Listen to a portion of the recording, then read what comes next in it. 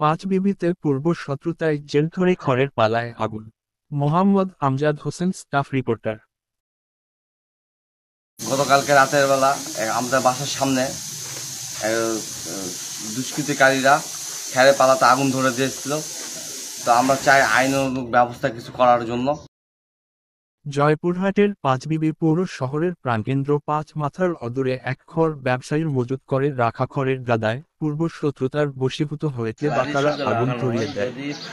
আগুনে প্রায় 10-12 লক্ষ টাকার ক্ষতি আগুন লাগে হয়তো সব আশেপাশে যে বিল্ডিং গুলো আছে সবার ক্ষতিগ্রস্ত হয়েছে। শুধু তাই নয়, ছোট ছোট বাচ্চা তাদেরও লস হয়, তারও জীবন বাঁচা কষ্টকর হয়।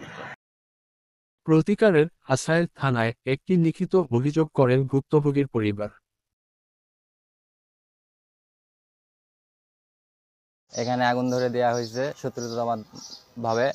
আমরা এখন যেগুলান খেয়াল ভালো আছে এগুলান বাছাই করে নেওয়ার চেষ্টা করতেছি, মালিকের একটু উপকার হয়। এই সোমবার রাতে পৌর শহরের খড় ব্যবসায়ী মোহাম্মদ নুরুজ্জামান মণ্ডলের খড়ের পালায় আগুন দিয়ে ভস্মীভূত করে দেয়া হয়। আমাদের এখানে 2 পালা মিলে খড়ের আটি ছিল 98,500।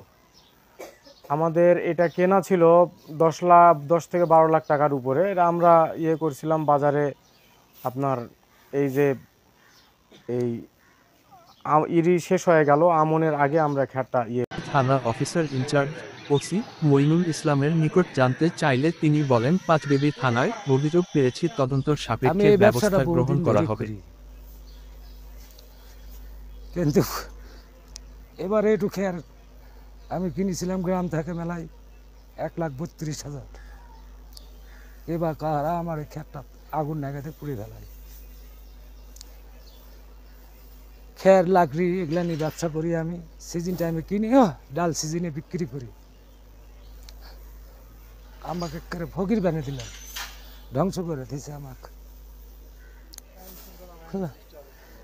যারা আমার এই ক্ষতিটা করেছে, আইন সরকার বাহিনীর কাছে আমি অনুরোধ থাকলে এটা তদন্ত করে এর একটা সুষ্ঠু বিচার যেন করে, আমার মতন অসহায় নিঃস্ব যেন আর কেউ না হয়।